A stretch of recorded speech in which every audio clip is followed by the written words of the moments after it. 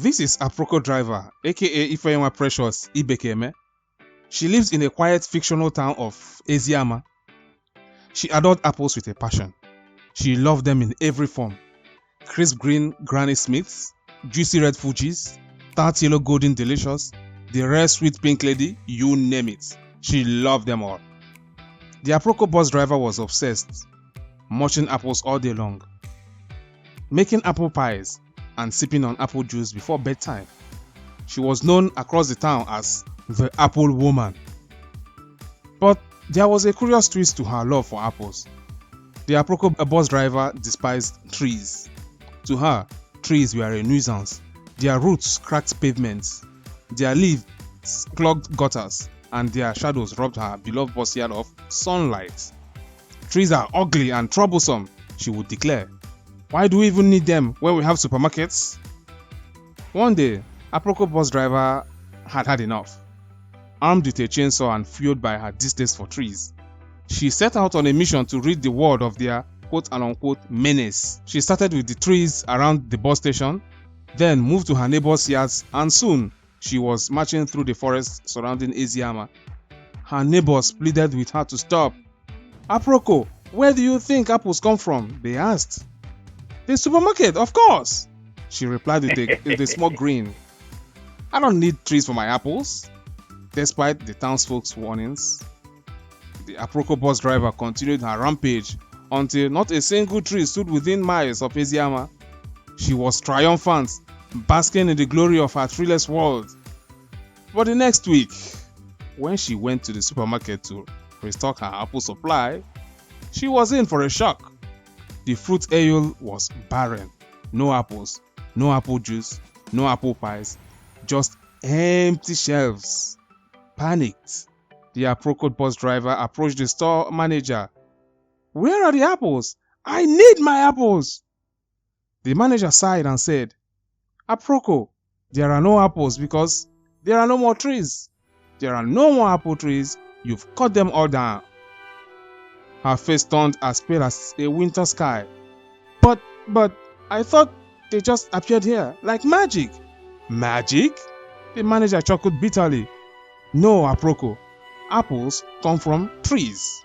And without trees, there are no apples.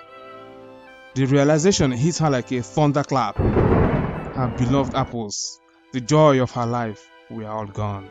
And she was the reason why. For the first time, Aproko bus driver understood the importance of trees. She realized that they weren't just obstacles, they were life itself. But it was too late to undo the damage she has caused. Heartbroken and appleless, the Aproko bus driver spent the rest of her days trying to atone for her actions. She became a staunch advocate for reforestation, planting apple trees wherever she could. But even as saplings began to sprout across Eziama, she knew it would take years for them to bear fruit. And so, she waited, nurturing each tree with the hope that someday she might taste an apple again. Until then, all she could do was learn from her mistakes and teach others the same lesson. You can't love the fruit and hate the tree. First of all, thanks to David Wood for coming up with this story. The moral of this story is this. These Western society-based Africans love being in the West. They love and cherish the level of organization of Western countries. They love the freedoms granted by the West. They love the quality of education provided by the West. They love the quality of life. They love the good roads, the hospitals, the universities. They love the law systems of the Western countries. Heck, they love almost everything the West has to offer. But they despise the source of all these things they love. What is that? The Christian ideology, aka Christianity. They hate Christianity, which is the tree, but love the apples, which are the things I mentioned earlier. They even praise some Westerners who abandoned the Christian ideology, thinking that if everyone stops being quote unquote a religion tad, the West will still be the same. The West will still be the same. That betrays their ignorance of historical records. In an earlier video, I talked about East Germany, which was an atheist country, officially an atheist country, by the way. They were not, quote and unquote, religion tards. But the country quickly went to hell in a handbasket. Of course, we can compare it to West Germany. You can always watch the previous video. West Germany was like heaven on earth. Why was it? Christianity. Look, centuries ago, when the Bible was only available in Latin or other languages that were not common in Europe, the Catholic Church fathers set out to do what no one has sent them to do. Not even the Almighty God commanded them or told them to do such a thing. They declared Jerome's Latin translation, also known as Jerome's Latin Vulgate, as the only acceptable Bible, or the only acceptable Bible translation. That was a great disservice because Europeans didn't speak Latin. It made it impossible for the common people to read and study the Bible on their own. The church fathers could proclaim anything and attribute it to the Bible. No one can check them because no one spoke. In fact, Latin was only spoken by the aristocracy and the elites. So the common people, they didn't have any access to the Bible. Only what the church fathers told them they could take. But some individuals were not happy with it, and they decided to make the Bible available for all to read in their own tongue. With the invention of the rotary press by a guy known as Johannes Gutenberg, a German by the way, and hard work of some God-fearing men who translated the Bible from Latin to languages such as English, soon the Bible became widespread. People could read the Bible in their own languages, and they quickly identified stark differences between what God's word actually says or really says and what the church fathers were teaching.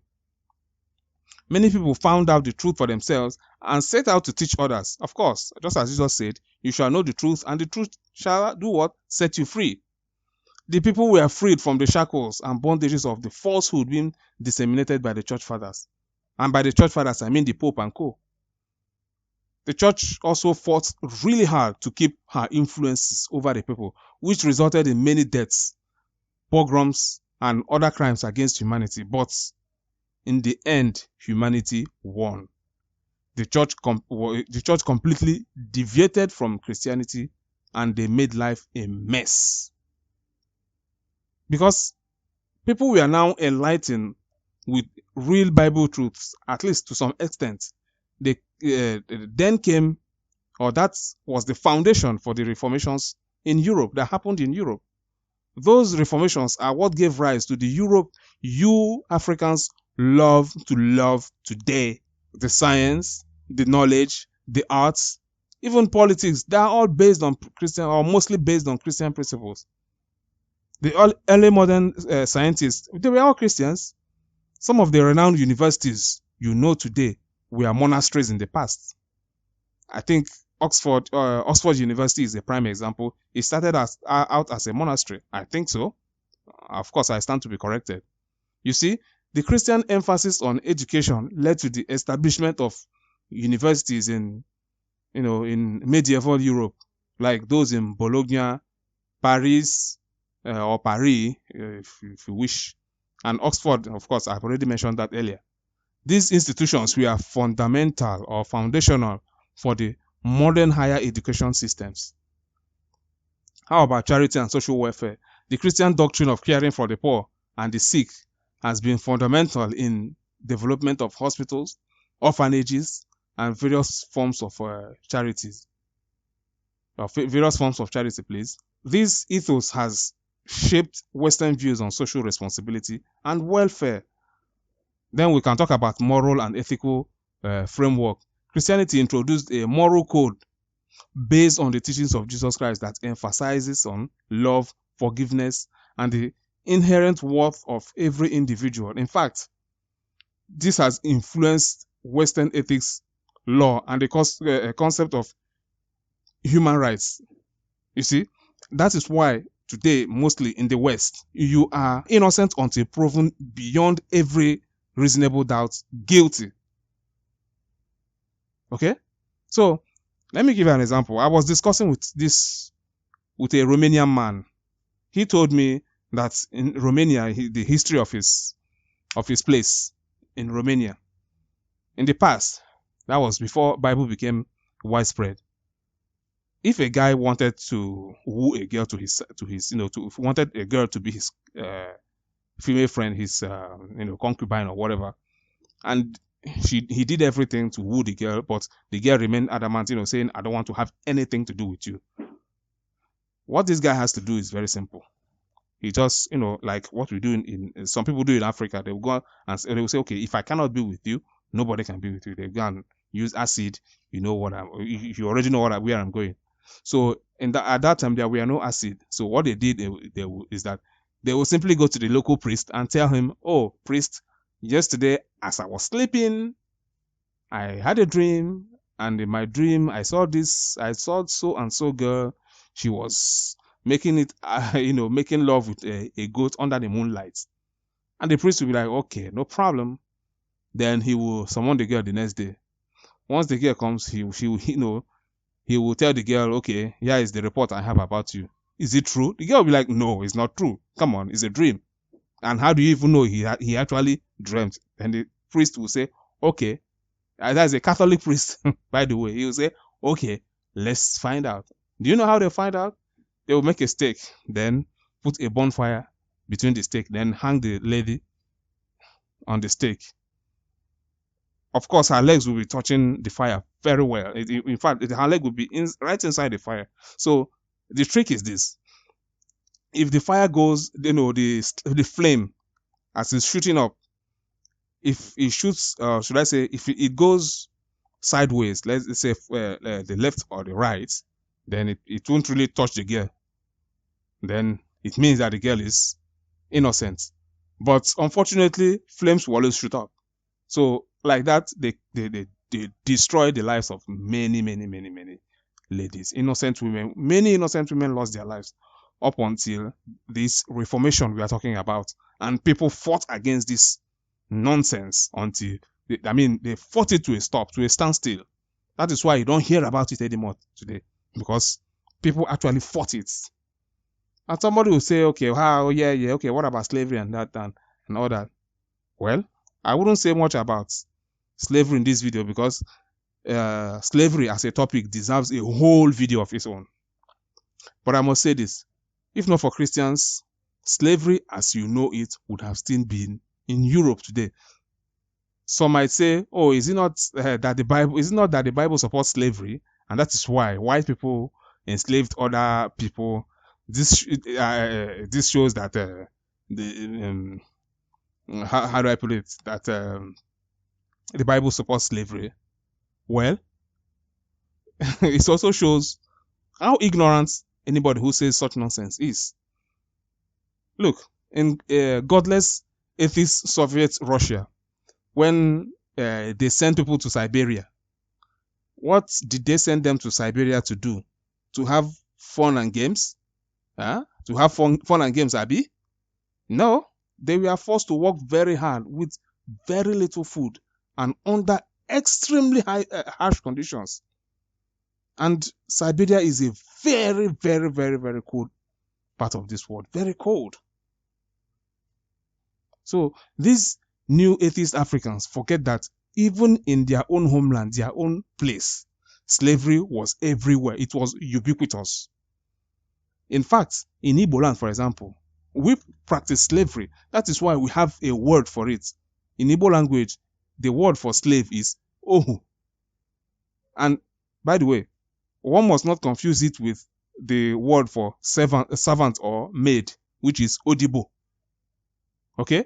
So we Igbos, we know the difference between ohu and odibo, because slavery was a reality of life among us.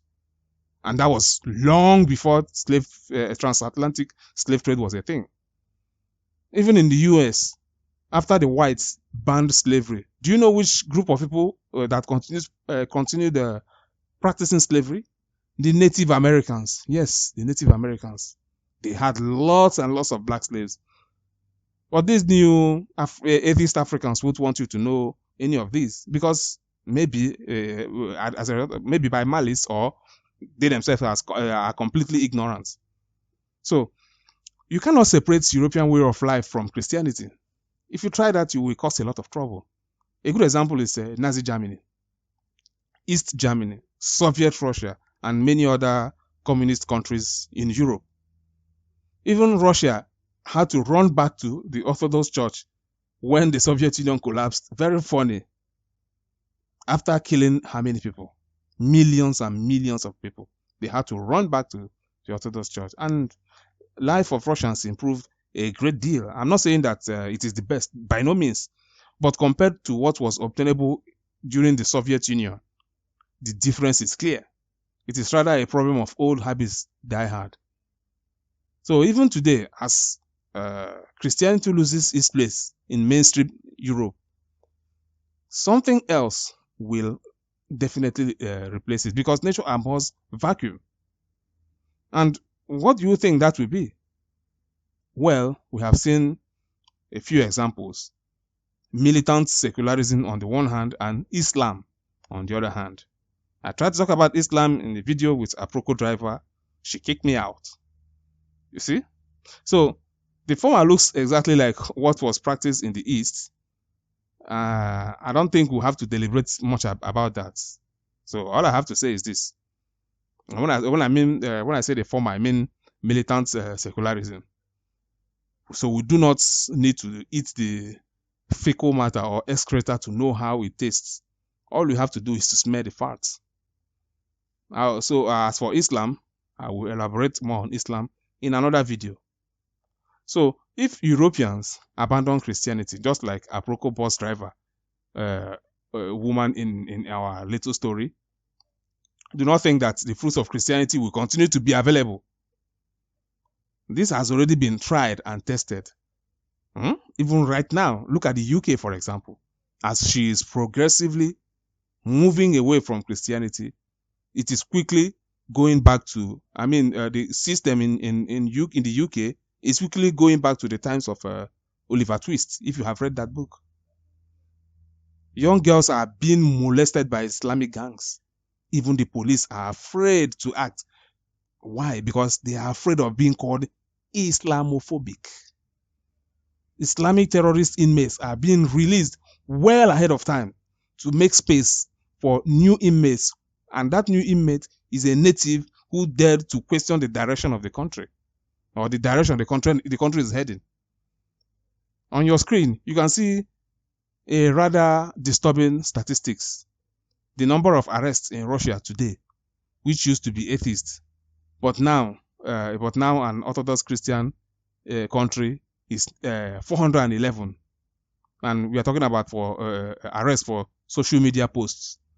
And the other one is the UK, which is increasingly moving away from her Christian roots. The number is 3,300 arrests for social media posts. So Russia has a far better human rights record than the UK. That's quite shameful. If you think this is not worrisome, shame on you. Shame on you, honestly. So, all you new African atheists, you're gonna learn. You're gonna learn the hard way. Don't play. No. Wait. Continue playing. Continue playing.